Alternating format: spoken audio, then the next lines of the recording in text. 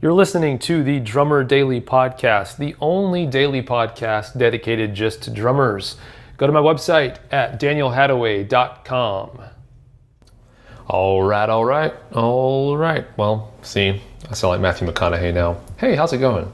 I said all right twice, and I thought, hey, I'm at 2 now, and if I say one more, I'll hit the McConaughey trifecta. I wonder if it's like Beetlejuice. If you say all right 3 times, Matthew McConaughey shows up. I don't know. That has nothing to do with drumming. I just thought I'd say hi to you in a new way again today. So hey, how's it going? So today, if you're listening to this in fairly real time, for me at least today is Friday. And I thought I'd give you something to think about and maybe practice on over the weekend. I'm trying to think of the best way to explain this. I guess I'll tell you this. So let's travel back in time, through the ether into the ancient history of the year 2007, a long time ago. I hope all of you were born by then.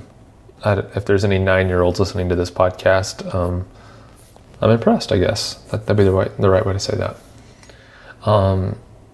But that's neither here nor there. Back in 2007, I'm trying to think of what I was doing. I was working a part-time job or something. I was living with my parents. I should have been in college, but I wasn't. Just kind of hanging out. I had some friends that I recorded music with just for fun and whatever. And I had really I go through phases like this, not recently at all, no, not in the past, not since then really. This is when it kind of ended for me, these phases. But I would go through phases where I just would kind of forget that I was a drummer. This sounds really bad because I'm doing a daily podcast and I'm kind of making my career out of helping others play drums, but this is honest truth. I would go through phases where I just would forget that I was a drummer and not play drums for I think I made it at one point. I probably went several months without playing drums, which, depending on where you're at, that either sounds like completely reasonable or ridiculous and insane. For me, it's definitely ridiculous and insane. Drumming is part of my life. Pardon my dog. He just decided he wanted to wake up and move and shake his collar around. That's what you heard in the background. Anyway, I just would kind of go through phases where I just it's not that I would lose interest. I just kind of get out of the habit of practicing, and then it became easier and easier just to not practice or not play. I wasn't playing at church or anything. It just kind of was like whatever. And so, and a side note on that is I notice, at least for me to get sharp and really kind of get back up to where I'm, running at 100% of what I'm able to do on the drums. I really need to play. If I haven't played for a while, I need to come back and I need to play for, I'd say, have a good hour-long practice session, maybe every day for at least 4 or 5 days, maybe a week, to really get me back in the groove of feeling like I'm 100%. And what really stinks is that the first few days of that comeback period, always I'm so frustrated with my own playing. My playing isn't great. My hands and my feet and my legs and my arms just don't do what I want them to do, what I know they can do. And so if I don't have the mindset to be able to push through that frustrating period, I know it's going to be like that. I just won't even get back into it because I'm like, I don't want this to be a problem. So anyway, back in 2007, I was going through one of these periods where I wasn't really playing drums at all, and I don't remember what happened exactly, but I probably heard some cool drumming or saw some cool video or something of some guy just really being a great drummer. Maybe saw some concert or something, and I was like, man, that reminds me of how awesome playing drums is. I want to play drums. And I started practicing again and getting back into it. But then I started thinking about it, and I was like, you know what? Like I wonder what would happen if, I wonder how good of a drummer I can actually be.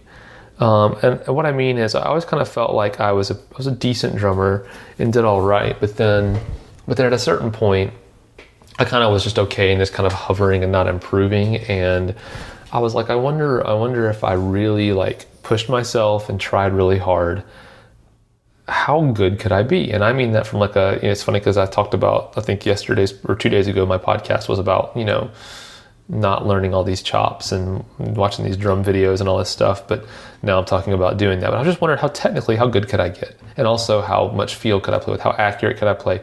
Basically in every aspect of what goes into being a professional drummer, how good could I be?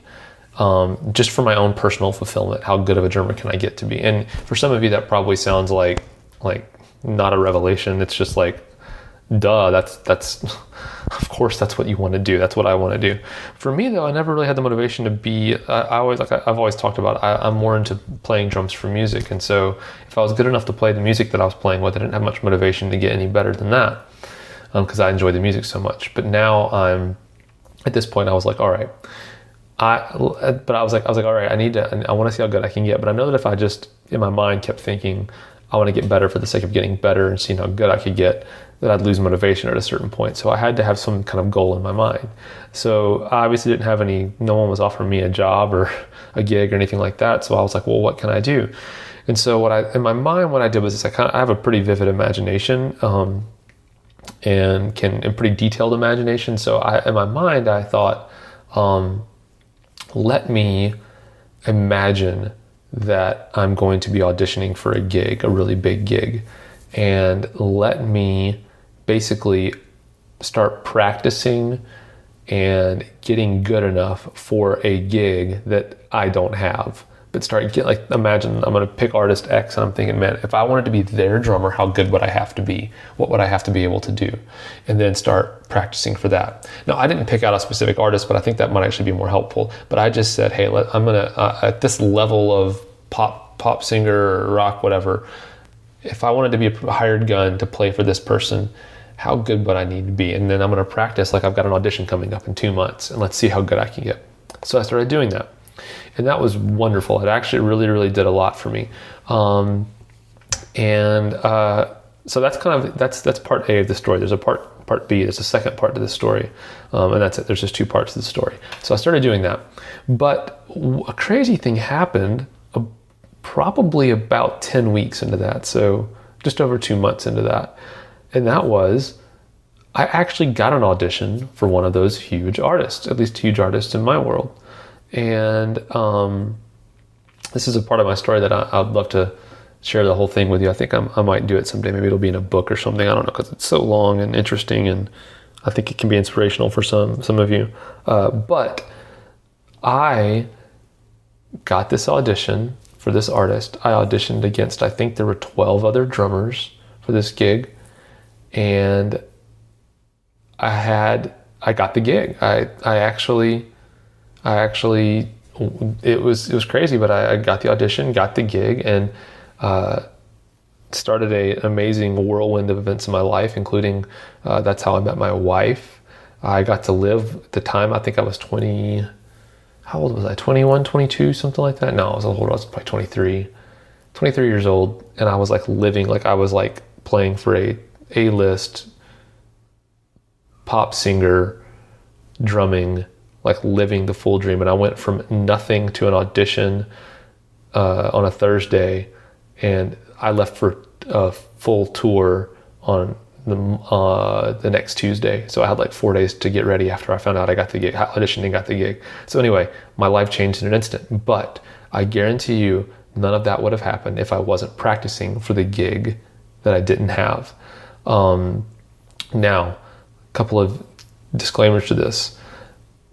I believe in God, and I believe that that He orchestrates things in a certain way. Now, if you don't believe this and believe in this, that's fine. I don't think this is a bad thing this practice is bad either way. But I do believe that God, or if you, the universe or whatever, I do believe that there is a certain amount of, if you put your effort into something and work hard and diligently pursue something, I do believe that God, or the universe, or things out there work together to, I guess honor, that's the right word. What I'm saying is, I don't think, and I'm not saying that you're going to get a gig if you start practicing in your own house for some gig you don't have.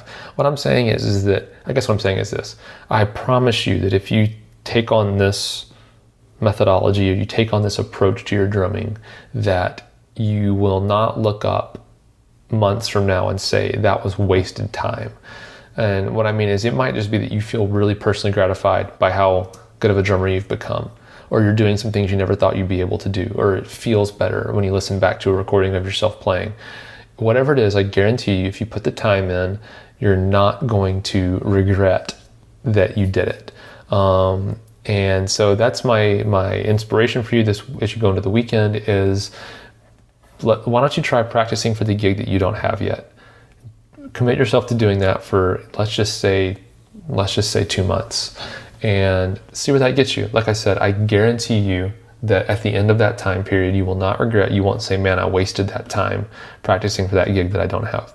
So I hope that's inspirational to you, and I will talk to you again next time.